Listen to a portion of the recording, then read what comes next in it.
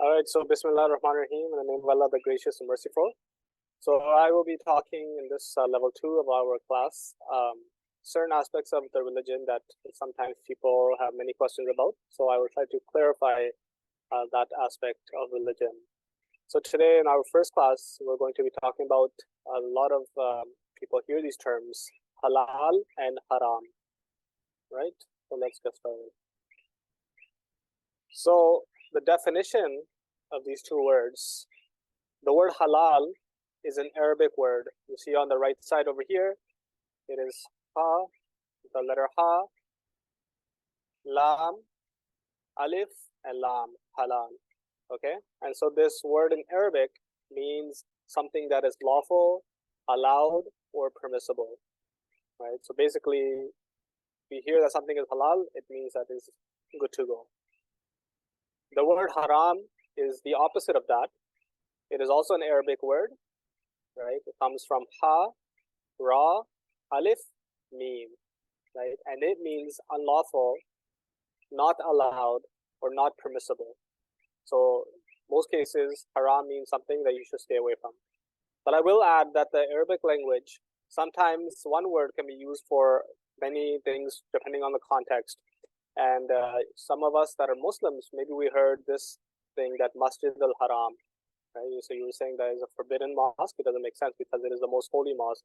So in that context, haram means sacred. But over here, what we're going to be talking about, which relates to do's and don'ts, or things we eat or don't eat, that is haram, okay, unlawful. All right. So what is the importance of it, or why do we even have it? What is this, regulation of what is halal or haram?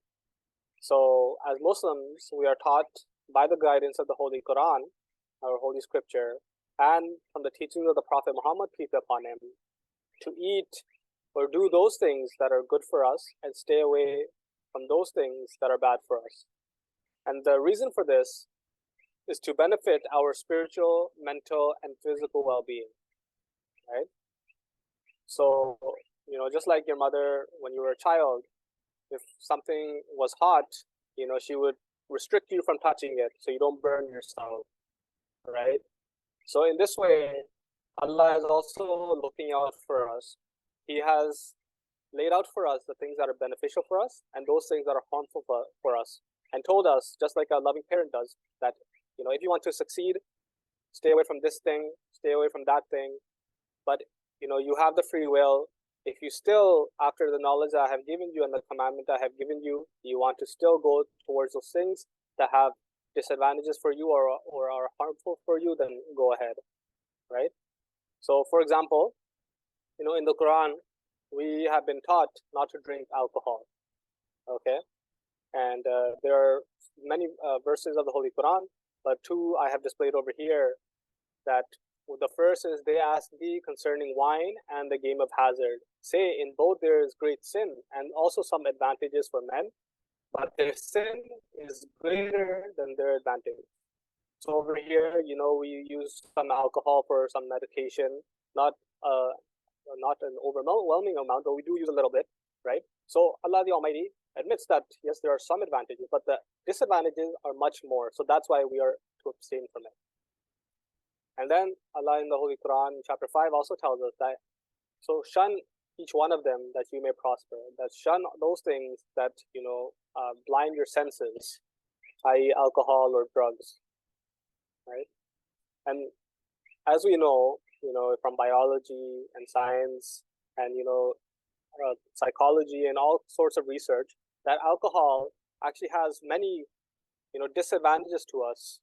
We might think that, okay, we are having a good time by drinking alcohol, but that is maybe one small advantage that you might have. But the disadvantages are so much more. And that is why Allah has told us that it is haram, that it is unlawful, that we should stay away from it. So for example, just from this diagram over here, we can see that how it affects the brain. It develops memory loss, mood swings, dementia. The throat is affected, the lungs are affected by, the breathing becomes difficult, and the nitric oxide becomes smaller as well, or lower. The liver becomes swollen and has many damages to it. The heart goes at an irregular heart rate. There's weakness in the muscle. The pancreas is affected, and the stomach is also affected. And on top of that, there are other disadvantages as well. You can see, well, if you search yourself, that the leading cause of death in Guyana actually is because of alcohol. People are drinking and driving, or people are making stupid mistakes because they are drunk and have consumed alcohol. So there are so many reasons why a person should stay away from alcohol, which are far more than why you should drink alcohol. So this is why, Allah, the Almighty, has given us these directions on what to do and what not to do to benefit ourselves, right? So other haram things, other things that are unlawful, you should stay away from, is like pork and pig meat, right?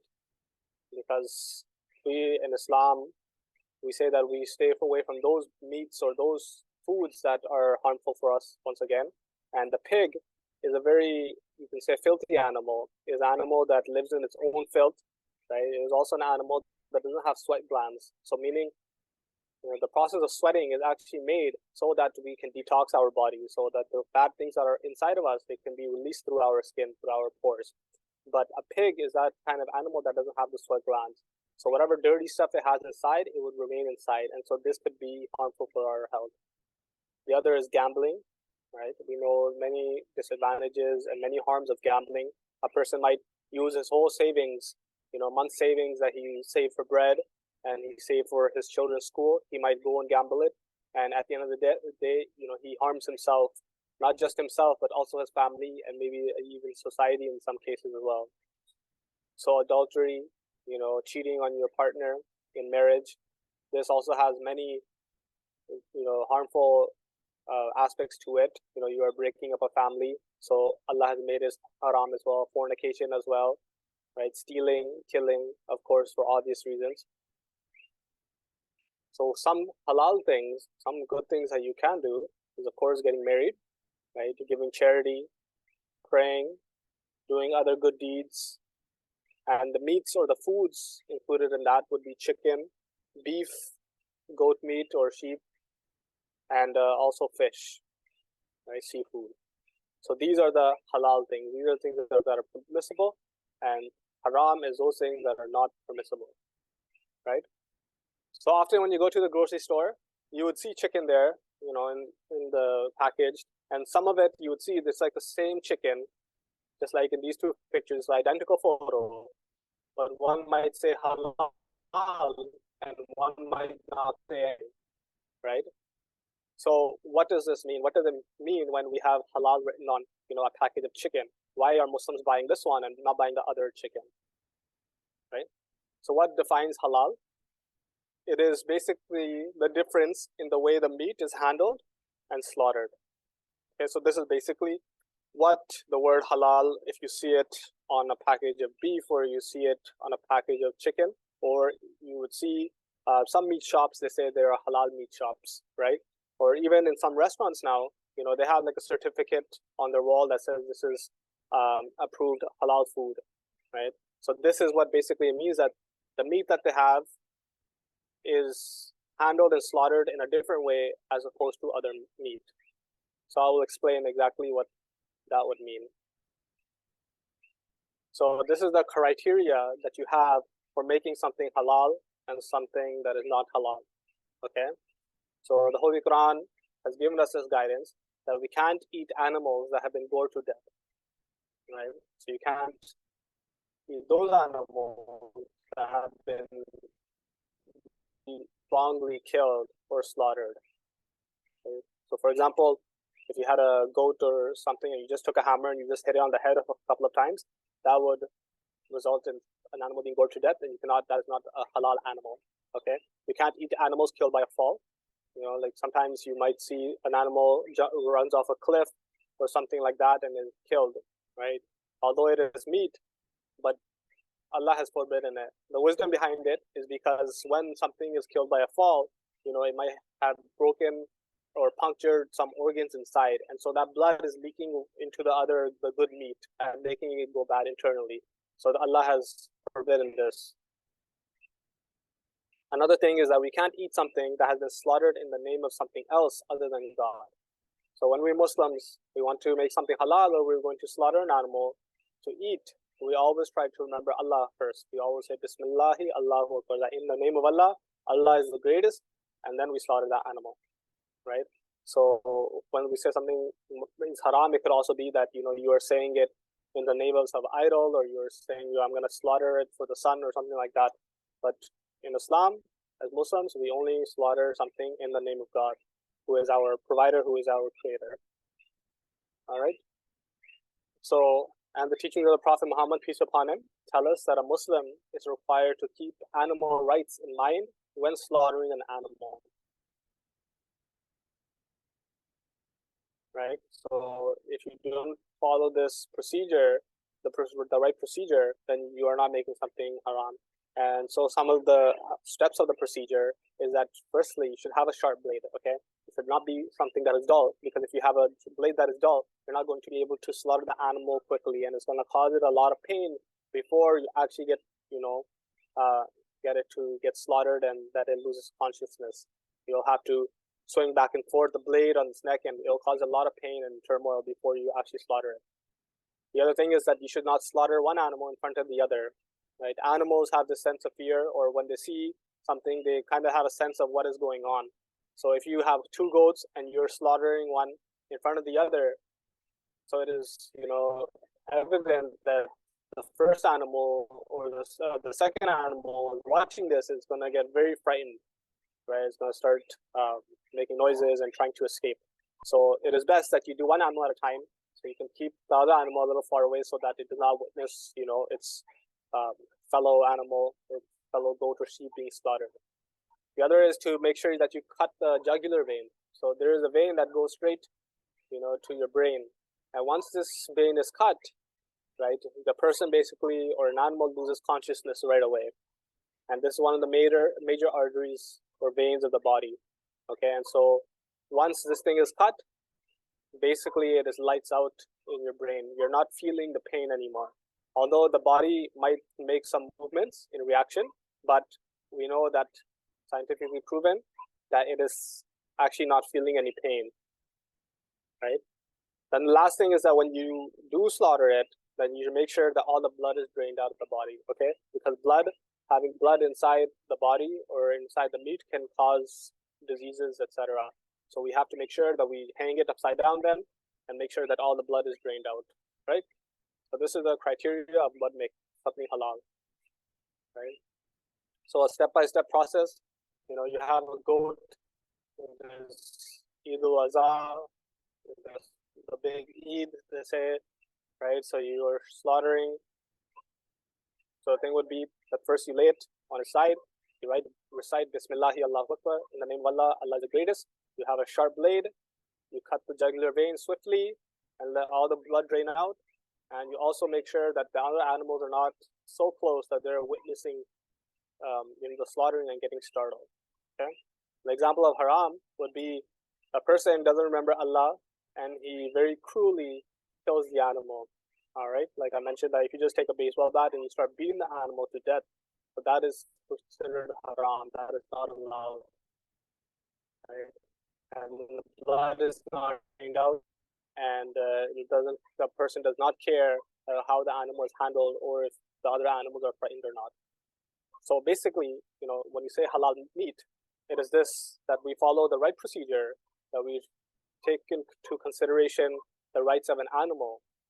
And haram is that which is, if you're not a religious person and you're just slaughtering the things, you don't really have a disciplined way, or you haven't been taught by your religion on how to slaughter these things, so you just do it in whatever way you think is best. And sometimes, that way that you might think is best might not be a good way. Right? It might be a convenient way. So, for example, if I had, a room full of goats, and I thought the most convenient way was to get like an AK-47 and just shoot them all down, right? But in Islam, we are taught, discipline. We are taught the step-by-step on how to do everything the correct way. Right? So, like I mentioned, that the same food can be halal or haram depending on how it was slaughtered, right? So, same picture of the chicken, right?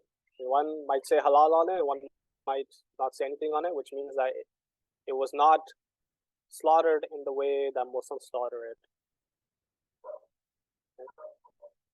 But I have to add this as well, that this doesn't apply to foods or things that are completely forbidden.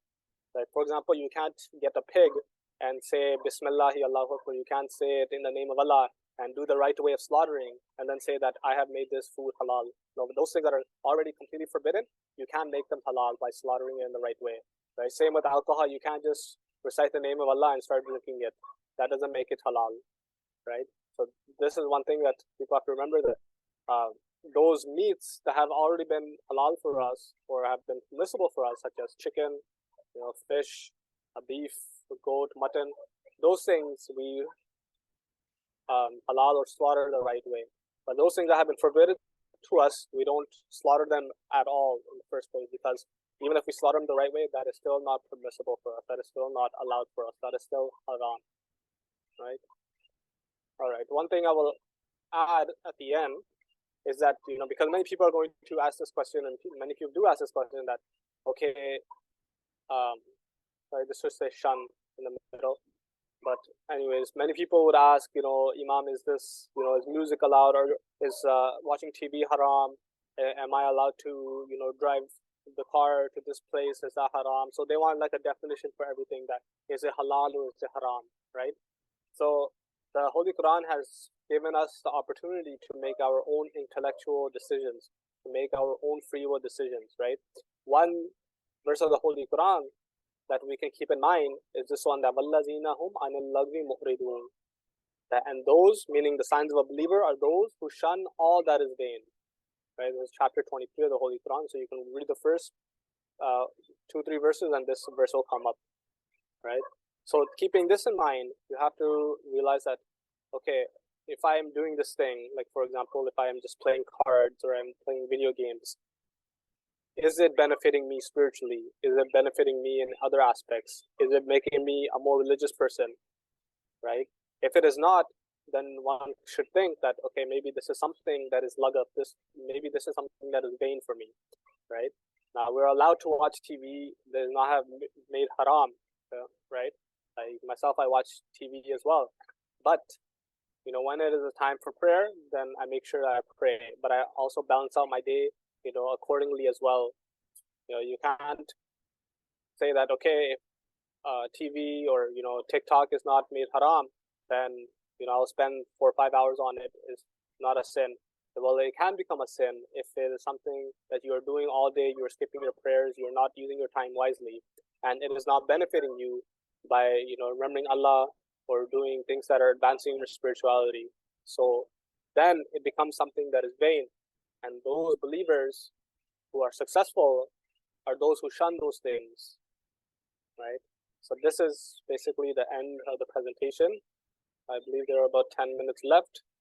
So inshallah, then we will leave this time for questions. I see some in the